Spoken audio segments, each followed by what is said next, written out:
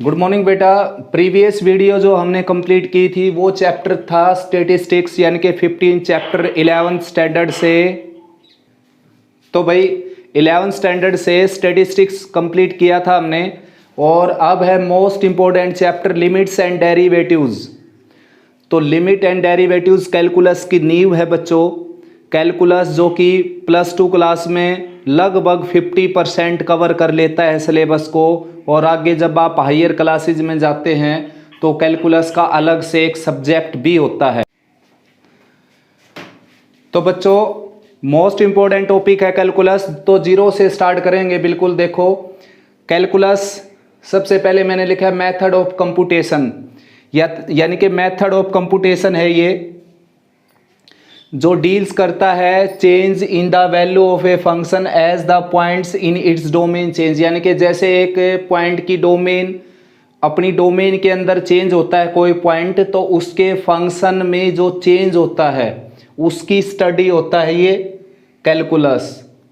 किसी फंक्शन में चेंज होता है कब? जब उसका वेरिएबल अपनी डोमेन के अंदर चेंज होता है। अपनी डोमेन के अंदर ही चेंज होगा, वो अपनी डोमेन में रहेगा लेकिन चेंज होगा। तो उसके रिस्पेक्ट में जो फंक्शन का चेंज होगा उसको क्या बोलते हैं हम? उसकी स्टडी को बोलते हैं कैलकुलस।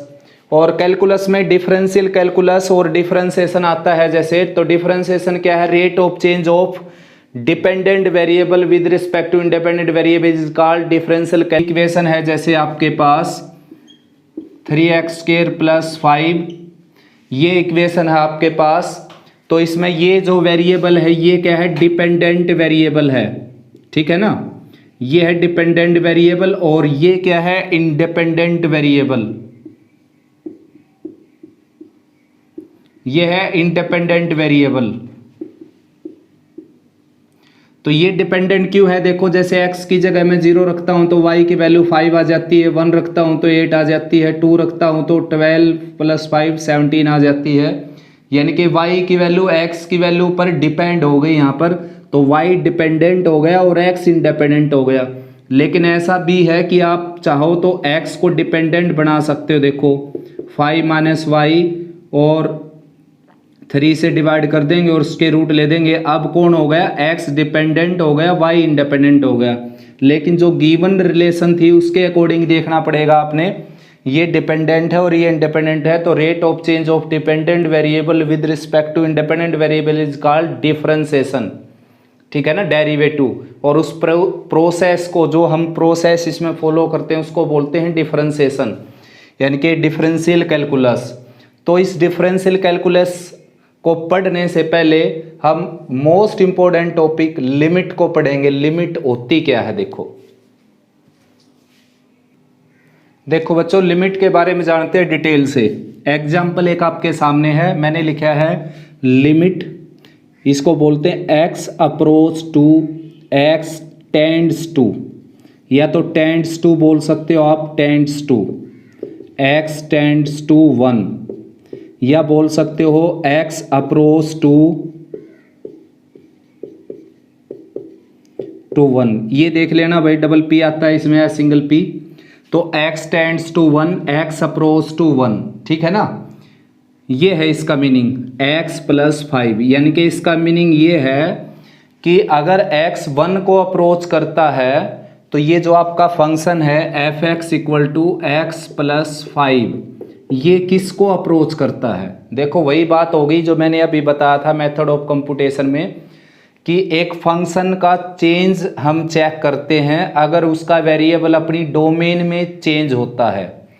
अगर उसका वेरिएबल अपनी डोमेन के अंदर चेंज होता है, कुछ भी चेंज करता है अपने अंदर, तो उसके फंक्शन में क्या चेंज होता है, इसी मेथड ऑफ कंप्यूटेशन को हम कैलकुलस बोलते हैं। और लिमिट भी यही है। देखो, तो यहाँ पर पूछा गया है कि x अगर 1 की तरफ 1 को अप्रोच करेगा तो x + 5 किसको अप्रोच करेगा? तो आंसर है इसका यहाँ पर 1 रखने से 6। यानी कि एक्चुअली में इसको ऐसे लिखना गलत होता है। करेक्ट मेथड ये है इसका, as x approach to 1 this implies x + 5 approach to 6। यानी कि जैसे x 1 को अप्रोच करेगा x + 5 6 को अप्रोच करेगा। अब देखो इक्वल लगाना यहाँ पर एक मजबूरी है बच्चों, इक्वल लगाना पड़ेगा।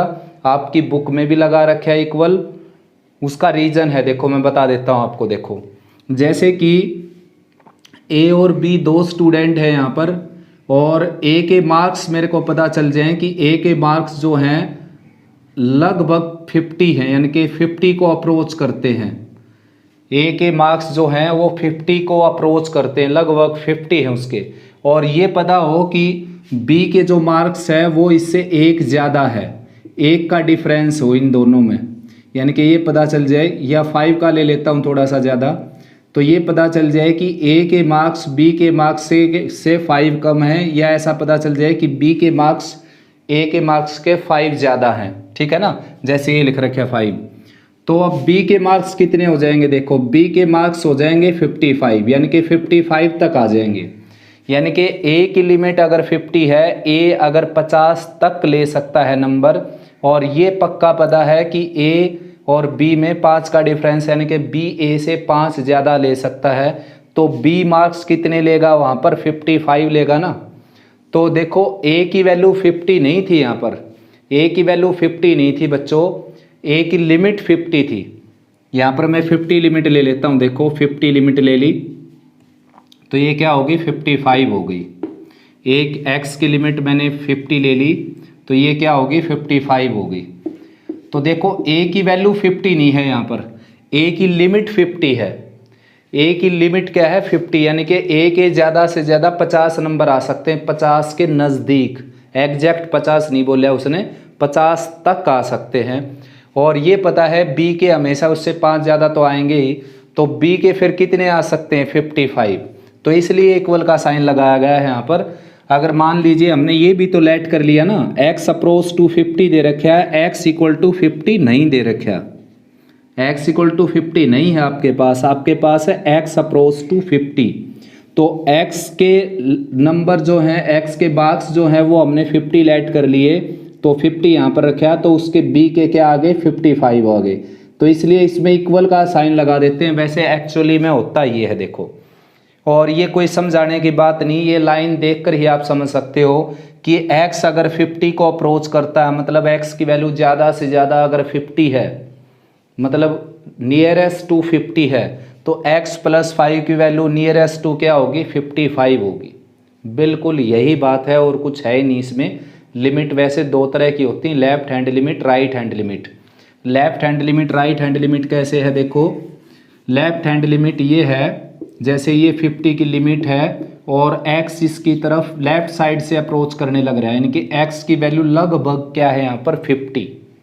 x की वैल्यू लगभग क्या है, 50, एग्जैक्ट 50 नहीं है। 50 में और x में इतना डिफरेंस है कि आप उन दोनों का डिफरेंस काउंट ही नहीं कर सकते। आप क्या, दुनिया में कोई भी ऐसा इंस्ट्रूमेंट नहीं बना है जो इनके डिफरेंस को काउंट कर सके। x अप्रोच टू 50, यानी कि x की वैल्यू लगभग 50 है, तो x में और 50 में जो डिफरेंस है वो कोई काउंट नहीं कर सकता, कोई ऐसा इंस्ट्रूमेंट बना ही नहीं है। ये लेफ्ट हैंड लिमिट है बच्चों, LHL से लिखा जाता है इसको, लेफ्ट हैंड लिमिट। और एक होती है right hand limit, right side से जो इसको अप्रोच करता है, राइट साइड से इसको अप्रोच करता है, ये है राइट हैंड लिमिट। मतलब x जो है 50 से थोड़ा सा बड़ा है लेकिन उसके नज़दीक है, लेकिन 50 में और x में कोई डिफरेंस यहाँ पर भी काउंट नहीं कर सकता, कैलकुलेट नहीं कर सकता, कोई ऐसा इंस्ट्रूमेंट बनाया ही नहीं है जो इसके डिफरेंस को कैलकुलेट कर सके। अब एक्चुअली में जो लिमिट होती है वो निकलती कैसे, देखो मैं बताऊँ आपको। जैसे लेफ्ट हैंड लिमिट और राइट हैंड लिमिट आ जाए तो निकलती कैसे है वो, एक छोटा सा एग्जाम्पल लेकर मैं बता देता हूँ। Left hand limit x approach to, जैसे है यहाँ पर 2 है जैसे, और ये फंक्शन है आपका x + 5, तो x अप्रोच टू 2 नेगेटिव लिखते हैं यहाँ पर हम, x अप्रोच टू 2 नेगेटिव, यानी कि फ्रॉम नेगेटिव साइड से 2 के नज़दीक है ये। तो नेगेटिव साइड से 2 के नज़दीक होगा तो कॉमन सेंस की बात है 2 तो होगा ही नहीं, x की वैल्यू 2 के नज़दीक है लेफ्ट साइड से, मतलब इतनी नज़दीक है कि 2 में और x में जो डिफरेंस है वो कोई काउंट कर ही नहीं सकता। तो एक्चुअली में उसकी वैल्यू क्या हो गई 1.99999 एंड सोन, ये हो गई।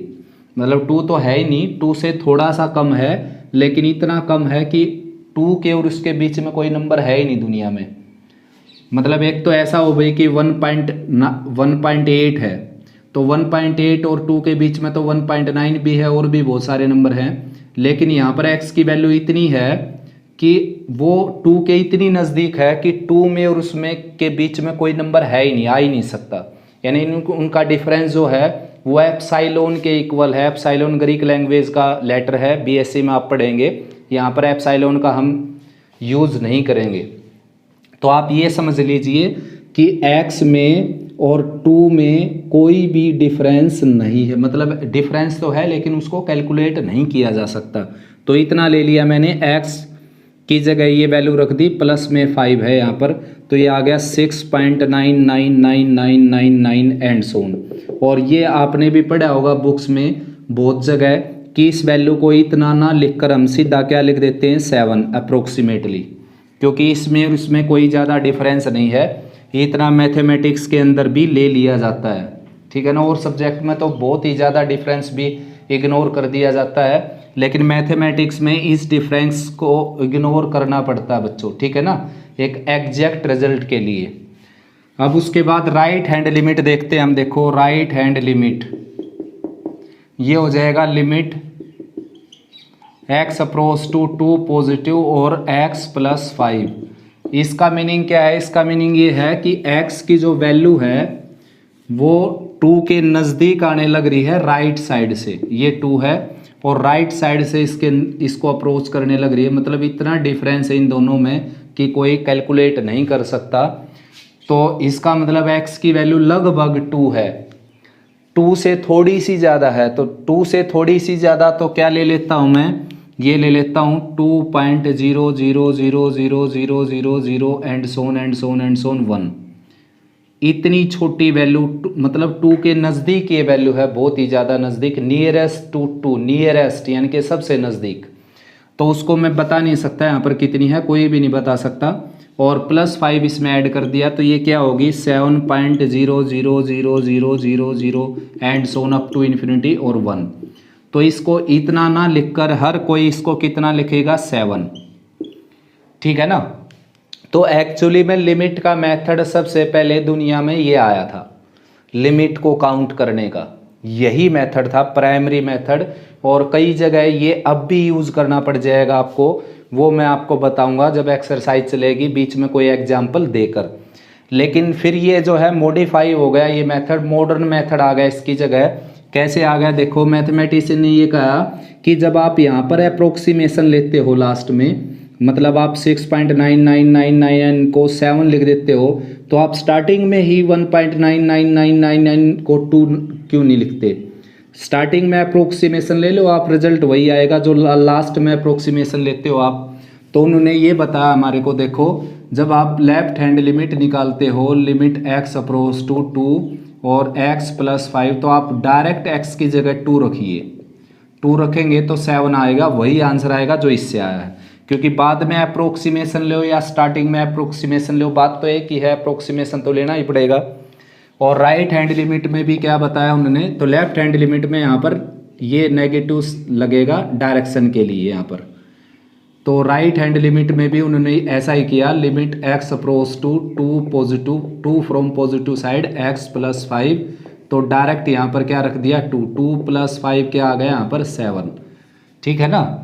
तो लेफ्ट हैंड लिमिट और राइट हैंड लिमिट दोनों इक्वल अगर आ जाएं तो लिमिट क्या कर जाएगी एग्जिस्ट, लिमिट एग्जिस्ट कर जाएगी अगर left hand limit right hand limit दोनों ही इक्वल आ जाएं तो बच्चों यहाँ पर जो अप्रोक्सीमेशन है वो बाद में लेने की बजाय पहले अप्रोक्सीमेशन ले लिया जाएगा और सीधा लिमिट जो दे रखी है वो सीधी डायरेक्ट यहाँ पर पुट कर दी जाएगी, आंसर आ जाएगा आपका, ठीक है ना।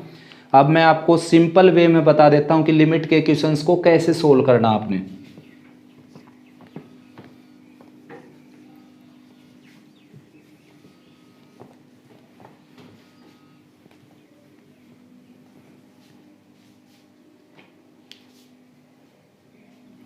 लिमिट के क्वेश्चन को सिंपली ऐसे ही सोल्व करना आपने, जैसे मैंने आपको बताया कि जैसे ये x 2x² + 5 है जैसे, तो लिमिट के क्वेश्चन को सिंपली ऐसे ही सोल्व करना है। x की जगह डायरेक्ट ये लिमिट पुट कर देनी है ये, ठीक है ना।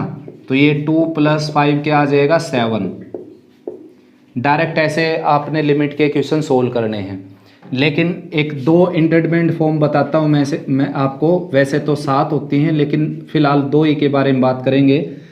7 बता दूंगा धीरे धीरे जब टाइप आएंगी अपने सामने। लेकिन ये बात है, अगर आपने लिमिट पुट की इसमें तो ऐसा ना हो जाए, मतलब रिजल्ट ये ना आ जाए और रिजल्ट ये ना आ जाए। मान लो एक क्वेश्चन है आपका, लिमिट x अप्रोच टू 2 और x² - 4 और x - 2। तो आपने यहाँ पर 2 पुट किया तो 4 - 4 क्या हो गया 0 और 2 - 2 क्या हो गया 0। तो ये बच्चों इनडिटर्मिनेंट फॉर्म होती है, इनडिटर्मिनेंट फॉर्म। इनडिटर्मिनेंट फॉर्म अलग होती है, इन्फिनिटी अलग होता है। इन्फिनिटी नहीं है ये है इनडिटर्मिनेंट फॉर्म। इन्फिनिटी अलग होता है। इन्फिनिटी तो वो होता है जिसको डिफाइंड ना किया जा सके, जैसे कि 1/0, 2/0, 3/0, जिनको डिफाइंड ना किया जा सके, जिनकी परिभाषा ना हो अपने पास। जबकि इनडिटर्मिनेंट फॉर्म क्या होती है? इनडिटर्मिनेंट फॉर्म वो होती है जब कोई भी 2 नंबर ऑपरेट होते हैं और उसका रिजल्ट एक फिक्स नंबर नहीं आता। जैसे कि मैं 0 को 0 से डिवाइड करके 1 भी निकाल सकता हूँ आंसर, और 0 को 0 से डिवाइड करके आंसर 2 भी निकाल सकता हूँ। कैसे देखो, 0/0 था मेरे पास, तो 0 को किसी नॉन जीरो नंबर से मल्टीप्लाई किया जा सकता है, और ऐसा करोगे तो आप अब 0 को 0 से कैंसिल करके क्या पाओगे 2।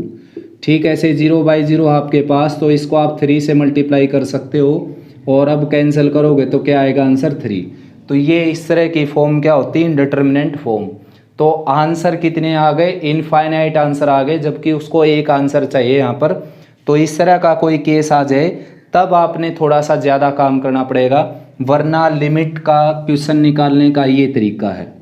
कोई भी लिमिट दी जाएगी वो सीधी x की जगह पुट करो, आंसर निकालो, आंसर आ जाएगा आपका, मार्क्स मिल जाएंगे आपको। ठीक है ना। Left hand limit, right hand limit निकालना मैं बाद में सिखाऊंगा आपको कि left hand limit, right hand limit कैसे निकालते हैं। स्टार्टिंग की जो अपना पोर्शन है वो कॉमन लिमिट का है, मतलब ऐसे स्टेटमेंट मिलेगी और आपने डायरेक्ट इसमें लिमिट पुट करके और कैलकुलेट करके आंसर निकाल देना। लेकिन अगर इस तरह की स्टेटमेंट आ गई, जैसे अब इसमें मैंने लिमिट पुट की, 0/0 फॉर्म आ गई, तो अब ये आपने आंसर नहीं देना है। अब स्टेटमेंट को सिंप्लीफाई करना है। ठीक है ना। स्टेटमेंट को सिंप्लीफाई करके फिर उसमें लिमिट पुट करनी है और फिर आंसर देना है। और ये डिटेल से मैं बताऊंगा। पहले अलजेब्रा ऑफ लिमिट आपको समझा देता हूँ।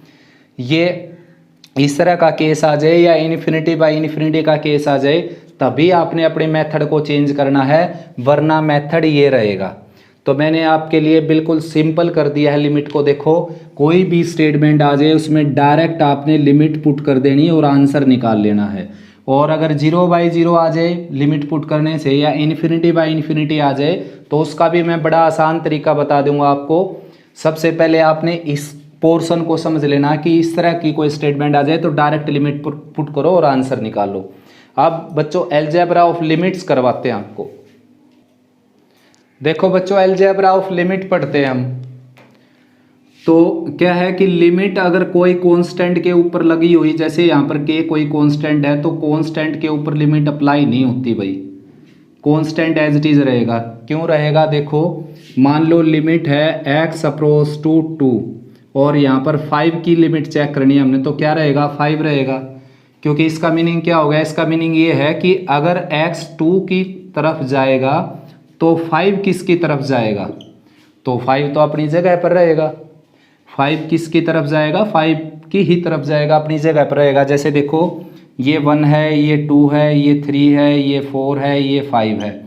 मान लो x की वैल्यू जो है वो 2 के नज़दीक जाने लग रही है, लेफ्ट साइड से लगा लो या राइट साइड से लगा लो, तो 5 किसके नज़दीक जाएगा? तो 5 तो अपने प्लेस पर रहेगा। तो कांस्टेंट के ऊपर कभी भी लिमिट अप्लाई नहीं होती, वेरिएबल के ऊपर लिमिट अप्लाई होती है, कांस्टेंट के ऊपर लिमिट अप्लाई नहीं होती, क्योंकि कांस्टेंट में कोई चेंज कर ही नहीं सकता। वेरिएबल का नाम ही है बदलना, जो बदलता रहे उसको वेरिएबल बोलते हैं। तो वेरिएबल में लिमिट लगती है, कांस्टेंट के ऊपर लिमिट नहीं लगेगी। के यहाँ पर क्या है, कांस्टेंट। उसके बाद बच्चों अगर लिमिट आपके पास कुछ इस तरीके से आ जाए कि दो फंक्शन के सम के बाहर लिमिट लिख दी जाए, दो फंक्शन का सम है तो उसके बाहर लिमिट अगर लग जाए तो लिमिट जो है वो डिस्ट्रीब्यूट हो जाएगी अंदर। Limit x approach to a f x plus limit x approach to a g x. जैसे कि एक्स स्क्वेयर प्लस 5x है आपके पास और लिमिट है बाहर एक्स अप्रोच टू 1, तो आप चाहें तो इकट्ठे के ऊपर लिमिट लगा लें या फिर इसको डिस्ट्रीब्यूट कर सकते हैं। लिमिट एक्स अप्रोच टू 1 और यहाँ पर x square plus limit x approach to 1 यहाँ पर 5x, इस तरीके से, ठीक है ना। तो माइनस का साइन हो तो भी ऐसे डिस्ट्रीब्यूट हो जाती लिमिट, माइनस का साइन हो तो भी डिस्ट्रीब्यूट हो जाएगी। दोनों मैंने एक साथ ही लिख दी, माइनस की और प्लस की। उसके बाद प्रोडक्ट में भी ऐसा ही होता है, limit x approach to a f x into g x, यानी कि दो फंक्शन, दो या दो से ज़्यादा फंक्शन अगर प्रोडक्ट में हैं तो लिमिट जो है वो डिस्ट्रीब्यूट हो जाएगी। Limit x approach to a f x and limit x approach to a g x, ऐसे डिस्ट्रीब्यूट हो जाएगी लिमिट। यहीं पर बता देता हूँ मैं, जैसे यहाँ पर इन दोनों फंक्शन के बीच में प्रोडक्ट है, चाहें तो आप इसको 5x³ लिख सकते हो या फिर अलग अलग के ऊपर ऐसे लिमिट लगा सकते हो। तो ठीक ऐसे ही अगर कोसेंट में है limit, limit x approach to a f x by g x, quotient है दो फंक्शन का तो उसमें भी लिमिट डिस्ट्रीब्यूट हो जाएगी अपर पार्ट के साथ अलग। Limit x approach to a f x divided by limit x approach to a g x, but provided that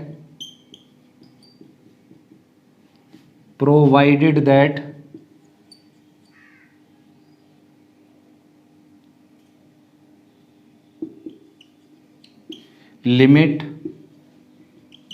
x approach to a g x is not equal to 0, यानी कि lower part 0 ना हो भाई उसका, ठीक है ना। Lower part 0 हो जाएगा तो क्या बन जाएगा, इन्फिनिटी। तो ये इसमें कंडीशन है कोसेंट में, वरना यहाँ पर लिमिट ऐसे ही डिस्ट्रीब्यूट हो जाएगी जैसे मैंने प्रोडक्ट में डिस्ट्रीब्यूट की थी। उसके बाद अगर सर्ड्स दे रखी है आपके फंक्शन के ऊपर, जैसे आपका फंक्शन है limit x approach to a f x raise to the 1/n, इस तरीके से है, तो लिमिट जो है वो इसके अंदर एंट्री कर जाएगी। Limit f x approach to a f x and whole raise to the 1/n, लेकिन ये ध्यान रहे कि ये रियल नंबर हो, where it is a real number, क्योंकि इस तरह का केस ना हो कि भाई जैसे रूट के अंदर नेगेटिव साइन आ गया तो इमेजिनरी बन जाएगा वो, इस तरह का केस ना हो, रियल नंबर में ही ऐसा होगा। यानी कि ये जो 1/n पावर है, 1/n पावर बोली जाएगी, ये एफ एक्स की 1/n बोली जाती है। तो एफ एक्स की जो 1/n है वो सारी कैलकुलेट होने के बाद रियल आंसर बचना चाहिए, तभी ये ऐसा आप कर सकते हो। उसके बाद limit x approach to f x whole raise to the p/q, तो जिस तरह इसके ऊपर कंप्लीट के ऊपर पावर है तो ऐसे भी लिमिट जो है वो बेस के साथ अलग से लग जाएगी पावर में, अगर आपका कांस्टेंट है तो। Limit x approach to a f x और whole raise to the p/q, ये हो जाएगा, ठीक है ना। और लास्ट है भाई, किसी स्केलर के साथ अगर मल्टीप्लाइड है आपका function, limit x approach to a और सी एफ एक्स, किसी स्केलर के साथ मल्टीप्लाई है, देखो सी यहाँ पर स्केलर है, जैसे कि हो वही 5x हो जैसे, तो क्या होगा, वो स्केलर बाहर निकल जाएगा, क्योंकि स्केलर क्या है यहाँ पर कांस्टेंट, और कांस्टेंट के ऊपर लिमिट अप्लाई नहीं होती, तो ये स्केलर बाहर निकल जाएगा लिमिट से। जैसे कि आपके पास हो लिमिट एक्स अप्रोच टू 2 और 5x² है जैसे, तो आप चाहो तो 5 को बाहर निकाल सकते हो इस तरीके से, और लिमिट केवल x² के ऊपर लगा सकते हो, लिमिट केवल x² के ऊपर लग जाएगी। तो ये था बच्चों algebra of algebra of limits, ठीक है ना। ये 8 प्रॉपर्टी इसकी अलजेब्रा ऑफ लिमिट्स की, जो 2 मैंने इसमें ही शामिल कर दी प्लस माइनस के साथ। तो अलजेब्रा ऑफ लिमिट्स को आपने अच्छे से पढ़ना है। और अब आगे स्टार्ट करते हैं लिमिट के क्वेश्चन। तो बच्चों अलजेब्रा ऑफ लिमिट्स आपने पढ़ा और लिमिट्स क्या होती है पढ़ा। अब लिमिट के क्वेश्चन आपके सामने आ जाएं तो उनको कैसे सोल्व करना है ये डिटेल से पढ़ना है। और मेरा यकीन मानिए, अगर आप यहाँ पर 5-7 मिनट अगर ध्यान से वीडियो को देखेंगे तो आपका कोई क्वेश्चन भी प्रॉब्लम नहीं करेगा आपके सामने। तो देखो, लिमिट x अप्रोच टू 2 और x square plus 5x plus 1, ये जैसे क्वेश्चन है ऊपर लिखा हुआ है evaluate.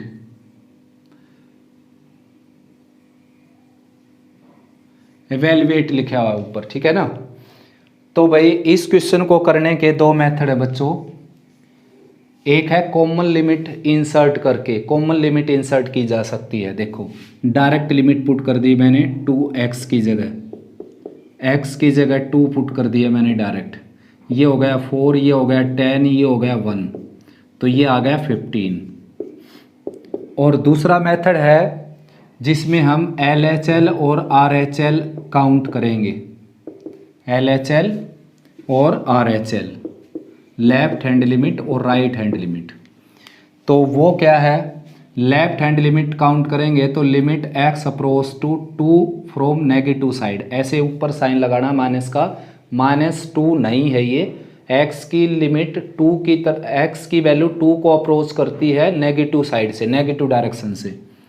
x square plus 5x और प्लस 1, आपने पुट यहाँ पर 2 ही करना। देखो 2 ही पुट करना आपने यहाँ पर, ये 2 पुट कर दिया। देखो आंसर वही आ जाएगा 15 ही जैसा बिल्कुल।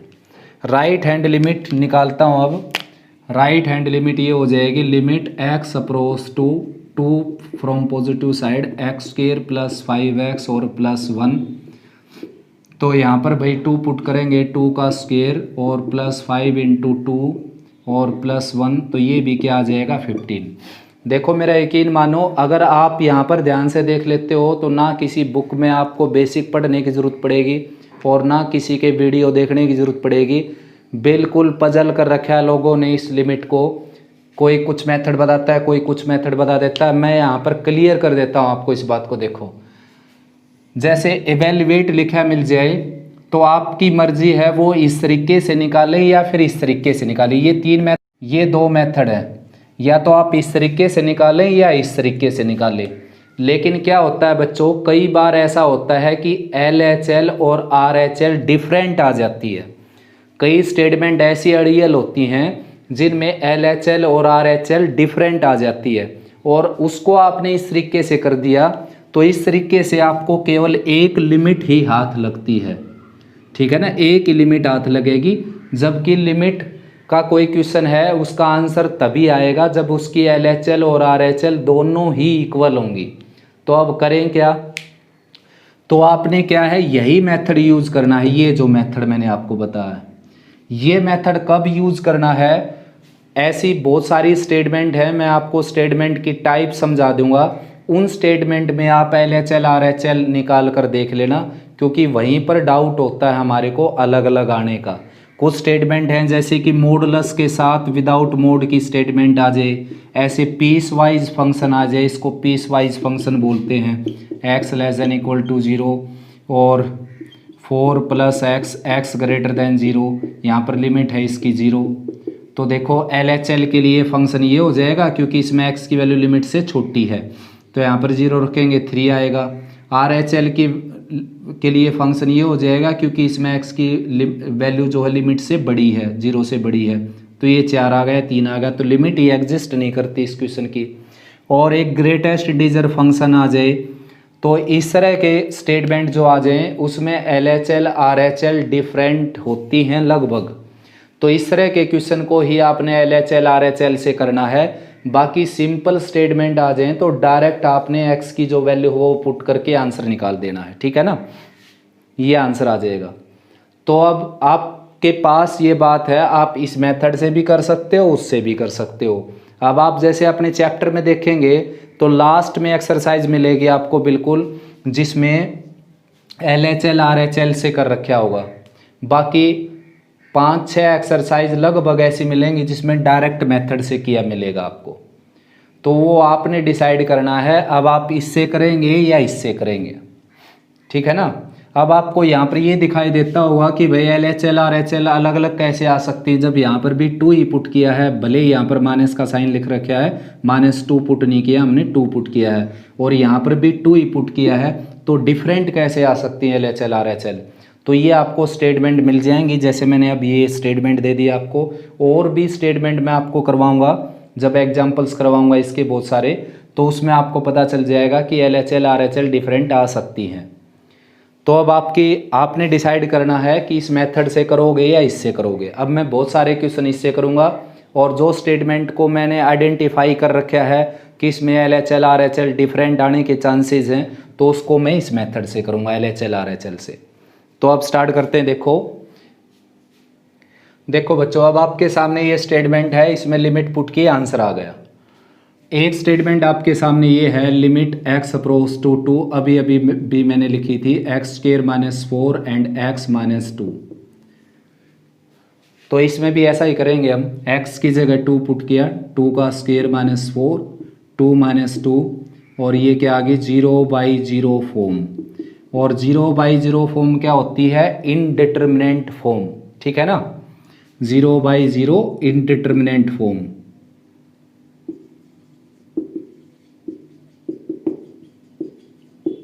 इनडिटरमिनेंट फॉर्म मैंने अभी बताई थी आपको, कोई भी 2 नंबर ऑपरेट होते हैं, ऐड होते हैं, मल्टीप्लाई सेपरेट कुछ भी होते हैं, 2 नंबर ऑपरेट होकर बहुत सारे आपको आंसर दे दें, उसको बोलते हैं इनडिटरमिनेंट फॉर्म, ठीक है ना। तो ये आंसर नहीं चलेगा भाई। अब आपने क्या करना पड़ेगा, इसके ऊपर काम करना पड़ेगा। मतलब देखो, स्टार्टिंग में तो मैंने सेम वर्क किया, यहाँ पर भी लिमिट पुट की मैंने, देखो x की जगह 2 पुट कर दिया, आंसर निकल गया। यहाँ पर भी तो मैंने ऐसे ही किया, x की जगह 2 पुट किया, लेकिन आंसर नहीं निकला। तो इस तरह के क्वेश्चन थोड़े से आपको तंग करेंगे, अगर आप ध्यान से समझते हो तो ये बिल्कुल सिंपल हो जाएगा आपके लिए, बिल्कुल कॉम्प्लिकेशन ख़त्म हो जाएगा इसका। केवल आप ध्यान से देखिए, इस तरह का कोई क्वेश्चन आ जाए तो फिर आपके पास बहुत सारे मेथड हैं इसकी स्टेटमेंट को सीधा करने के लिए। फर्स्ट मेथड है रैशनलाइजिंग, रैशनलाइज कर सकते हो आप। सेकंड मेथड है फैक्टराइजेशन,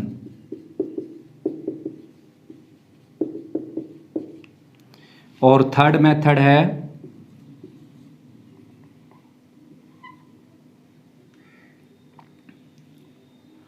बहुत सारे मेथड आगे पीछे मैं सीरियल नंबर में लगाना चाहता हूं उनको, उसको थोड़ा सा। एक मेथड है प्रॉपर्टीज यूज करके, प्रॉपर्टीज, ठीक है ना। और नेक्स्ट मेथड है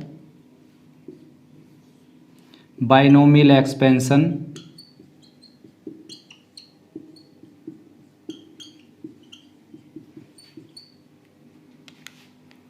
और नेक्स्ट मेथड है सब्स्टिट्यूशन,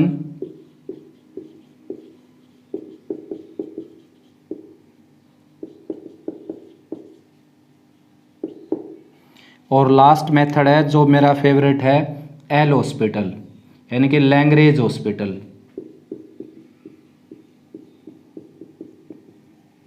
ये वैसे अपने सिलेबस में यूज़ नहीं करना आपने, ठीक है ना। और मेरे स्टूडेंट तो बेशक से यूज़ कर सकते हैं, क्योंकि जिनका पेपर मैं चेक करूँगा तो वो आराम से इसको यूज़ कर सकते हैं, एल हॉस्पिटल को।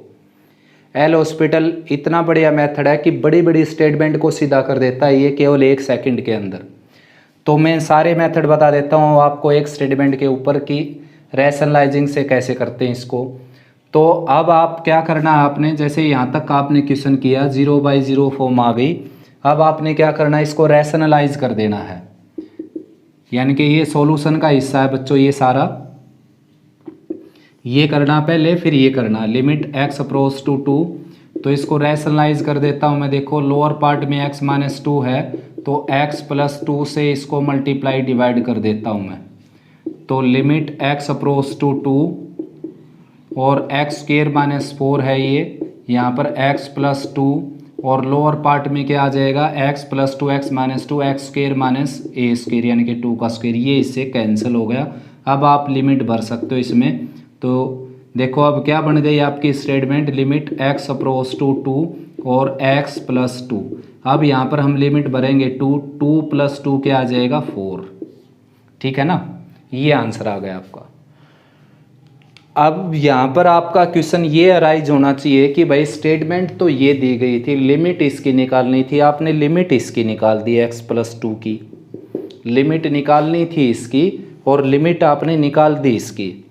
तो बच्चों लिमिट जो है वो आपके लिए कोई नई नहीं है, ये आप छोटी क्लासेज में कई बार इस तरह के क्वेश्चन आप सोल्व कर चुके। देखो क्या इस तरह के क्वेश्चन आपने सोल्व नहीं किए हैं क्या अब तक?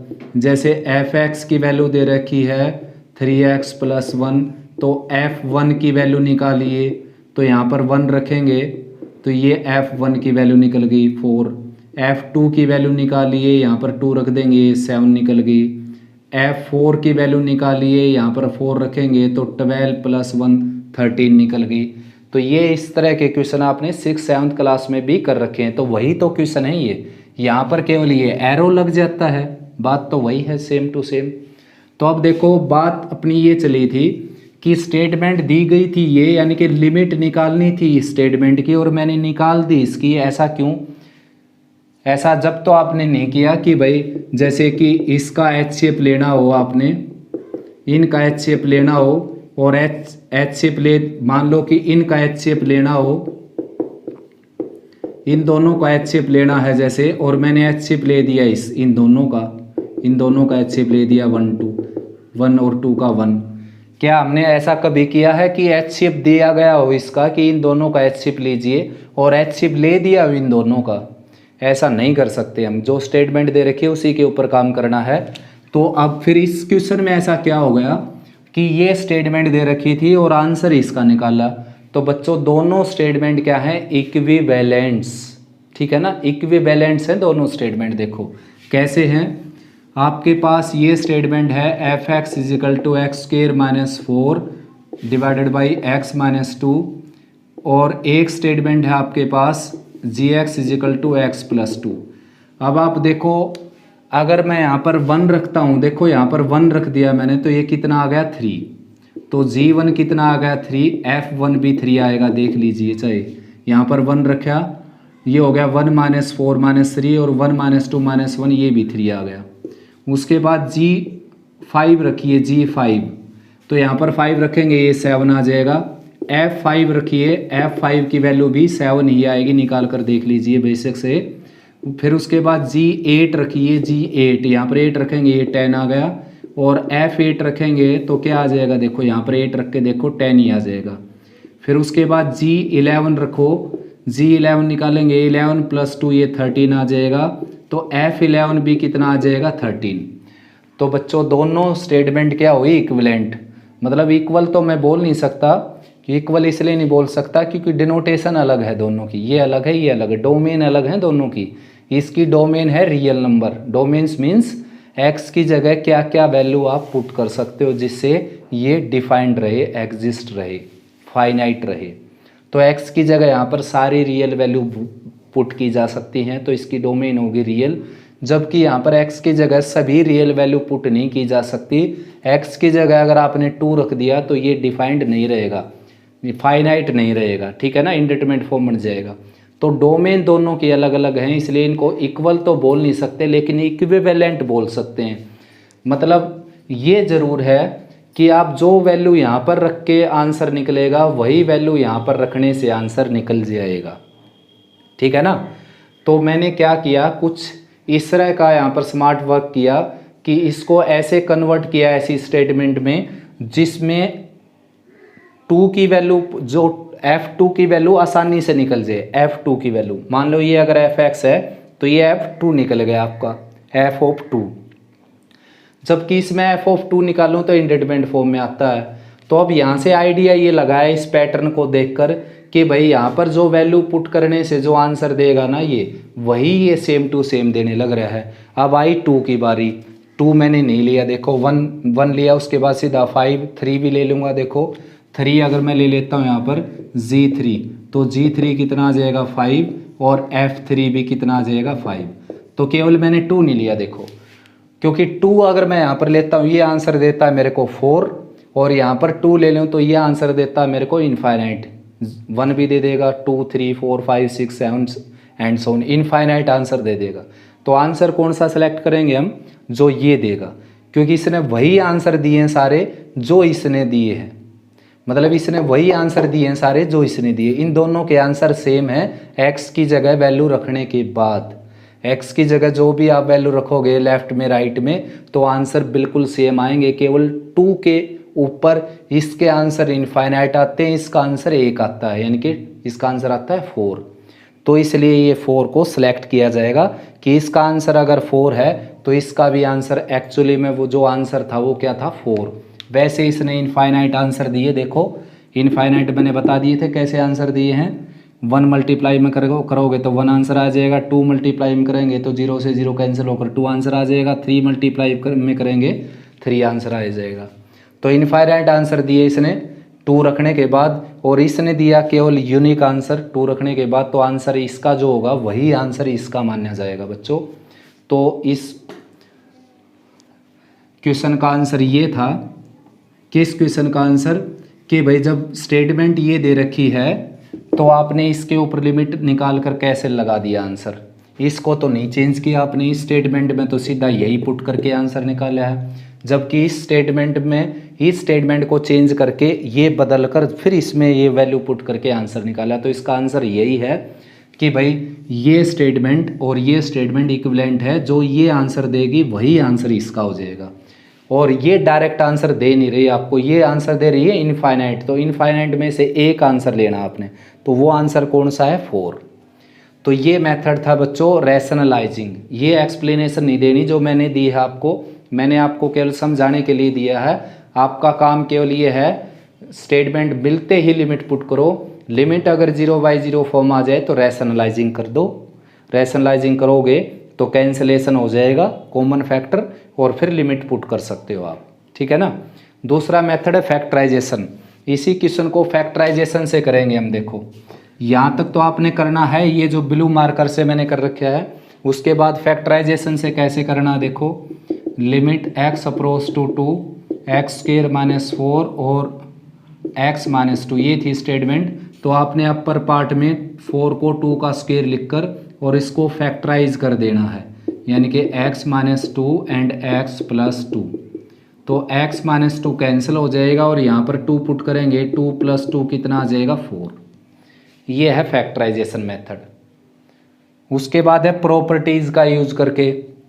अब प्रॉपर्टीज़ आपके सिलेबस में अभी आई है नहीं, 2 एक्सरसाइज के बाद आएंगे, लेकिन मैं एक प्रॉपर्टी यहीं पर करवा देता हूँ। देखो ये प्रॉपर्टी होती है एक, limit x approach to a x⁻n - a⁻n divided by x - a, यानी कि इस फॉर्म में कोई स्टेटमेंट आ जाए तो उसका आंसर आ जाएगा a और n और a की पावर n-1, डायरेक्ट आंसर है। इसका डेरिवेशन भी मिलेगा आपको आगे जब करवाएंगे। तो फिलहाल इस क्वेश्चन को प्रॉपर्टी से निपटा देता हूँ मैं। Limit x approach to 2 x² - 2² और डिवाइडेड बाई x -2। देखो यहाँ पर 2, यहाँ पर 2, यहाँ पर 2 सेम होना चाहिए और ये पावर सेम होनी चाहिए। अब इसका आंसर क्या आ जाएगा, देखो ये पावर मैं सामने लेकर आया और पावर में से 1 सब्ट्रैक्ट कर दिया, तो ये पावर सामने लेकर आऊँगा और पावर में से 1 सब्ट्रैक्ट कर दूंगा, तो ये आ जाएगा 2 × 2 यानी कि 4 आंसर आ जाएगा, ठीक है ना।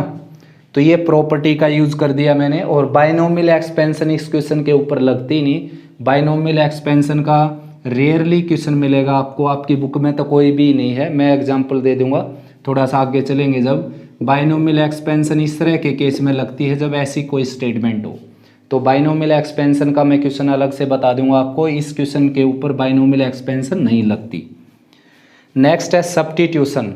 सब्स्टिट्यूशन में आप क्या कर सकते हो, पुट करना आपने। देखो क्या पुट करना है, देखो जैसे ये दिया हुआ है x अप्रोच टू, तो इस अप्रोच को तो इक्वल में बदल देना है, यहाँ पर +h या -h लिख देना है। h एक दूसरा वेरिएबल लिया है मैं, +h या -h कर देना है। Left hand limit right hand limit में भी सब्स्टिट्यूशन करेंगे हम। राइट हैंड लिमिट में तो प्लस एच लिखेंगे और लेफ्ट हैंड लिमिट में माइनस एच लिखेंगे। फिलहाल यहाँ पर लेफ्ट राइट करेंगे नहीं हम, यहाँ पर सीधी कॉमन लिमिट निकालेंगे तो प्लस एच कर देना आपने यहाँ पर। तो जहाँ जहाँ एक्स है वहाँ पर 2 + h पुट कर देना। देखो लिमिट x की जगह 2 + h अप्रोच टू 2 और x की जगह 2 + h विद स्क्वायर और -4 डिवाइडेड बाई 2 + h - 2। ये इससे कैंसिल हो गया, इसका स्क्वायर एक्सपेंड करो, ये इससे कैंसिल हो गया। तो यहाँ पर आ गया लिमिट h अप्रोच टू 0, इसका स्क्वायर एक्सपेंड करेंगे a² + b² - 2ab और माइनस का 4 ऑलरेडी था यहाँ पर डिवाइडेड बाई h, ये कैंसिल हो गया। अपर पार्ट से h कॉमन निकाल लिया मैंने, ऊपर लिख देता हूँ इसको। अपर पार्ट से h कॉमन निकाल लूँगा अगर, तो यहाँ पर बच जाएगा h - 4, ठीक है ना, +4h आएगा भाई, a² + b² + 2ab, तो h + 4 बच जाएगा। लोअर पार्ट में h है, ये इससे कैंसिल हो गया। अब h की जगह लिमिट पुट करेंगे 0, तो 0 + 4 ये आ जाएगा 4। तो ये था बच्चों सब्स्टिट्यूशन का यूज़ करके, ठीक है ना। और लास्ट है एल हॉस्पिटल का यूज़ करके, लैग्रेंज हॉस्पिटल। इसमें क्या करना पड़ेगा आपको, फंक्शन का डेरिवेटिव लेना पड़ेगा, अपर पार्ट का अलग से लोअर का अलग से। वैसे डेरिवेटिव मैंने आपको बताया नहीं है, लेकिन आप फिजिक्स में कर चुके होंगे डेरिवेटिव अपनी, तो लास्ट एक्सरसाइज आएगी डेरिवेटिव की, लेकिन थोड़ा सा आइडिया आपको मैं यहीं पर दे देता हूँ। देखो डेरिवेटिव कैसे करते हैं, जो पावर है वो सामने आ जाएगी और इस पावर में से एक माइनस हो जाएगा, ऐसे पावर सामने आ गई, पावर में से एक माइनस हो गया। अब कॉन्स्ट 4 का डेरिवेटिव करेंगे, क्या हो जाएगा 0, क्योंकि अभी अभी बताया था मैंने कि डेरिवेटिव का मतलब है rate of change of dependent variable with respect to independent variable. और भाई कांस्टेंट में कोई चेंज कर ही नहीं सकता, तो कांस्टेंट का डेरिवेटिव क्या होगा 0, यानी कि कांस्टेंट में चेंज क्या हो जाएगा 0, कोई चेंज नहीं होगा उसमें। ठीक ऐसे ही देखो x का डेरिवेटिव क्या हो जाएगा 1, कैसे हो जाएगा देखो, क्योंकि इसके ऊपर 1 पावर है, 1 सामने आएगी और 1 सब्ट्रैक्ट होगी, तो ये हो गया x की पावर 0 जो कि 1 होता है, तो 1 हो गया और 2 का क्या हो जाएगा 0। अब एल हॉस्पिटल लगाने के बाद अब आपने लिमिट अप्लाई करनी है, तो यहाँ पर 2 पुट करेंगे तो 2 × 2 क्या आ जाएगा 4। तो ये एल हॉस्पिटल से सोल्व कर दिया मैंने। लेकिन कई बार ऐसा होता है एल हॉस्पिटल 2-3 बार लगाना पड़ सकता है, क्योंकि अगर यहाँ पर भी 0/0 फॉर्म आ जाती तो इसके ऊपर फिर एल हॉस्पिटल लगा देता मैं, फिर 0/0 फॉर्म आ जाती फिर एल हॉस्पिटल लगा देता। लेकिन ऐसा बड़े से बड़ा क्वेश्चन भी 2-3 बार ही एल हॉस्पिटल लगवाता है, वरना आंसर दे देता है। तो एल हॉस्पिटल सबसे आसान मेथड है, हर तरह के क्वेश्चन को सोल्व कर सकता है, खास तौर पर जो P/Q की फॉर्म में स्टेटमेंट हो उनको बड़े आसान तरीके से सोल्व करता है, तो आप यूज़ कर सकते हो, ठीक है ना। तो ये सारे मेथड हैं, और ये मेथड कब लगाने हैं बच्चों आपने, जब आपका लिमिट का कोई क्वेश्चन है और इसमें लिमिट पुट करने के बाद ऐसा आंसर ना आए, मतलब कैसा आंसर आ जाए 0/0 आ जाए, ∞/∞ आ जाए, 7 तरह की होती है, मैंने अभी फ़िलहाल 2 ही डिस्कस की हैं आपके सामने। और आंसर क्या आ जाए, इनके सिवाय आंसर कुछ भी आ जाए, जैसे 15 आ जाए, -15 आ जाए, बेशक से 1/0 भी आ जाए, वो भी आंसर चलेगा, इन्फिनिटी हो जाएगा वो आंसर। लेकिन ये आंसर ना आए 0/0 और ∞/∞। लिमिट पुट करने के बाद अगर ये आंसर आ जाते हैं तो इनमें से आप कोई भी मेथड यूज़ कर सकते हो, लेकिन वहाँ पर कोई कंडीशन ना दे रखी हो कि using factorisation, using property, using rationalising, using substitution. अगर कोई कंडीशन दे रखी है तो आपने वही कंडीशन फुलफिल करनी है, यानी कि वही मेथड अप्लाई करना है जो रिक्वायर्ड है, वरना आप कोई भी मेथड लगा सकते हैं।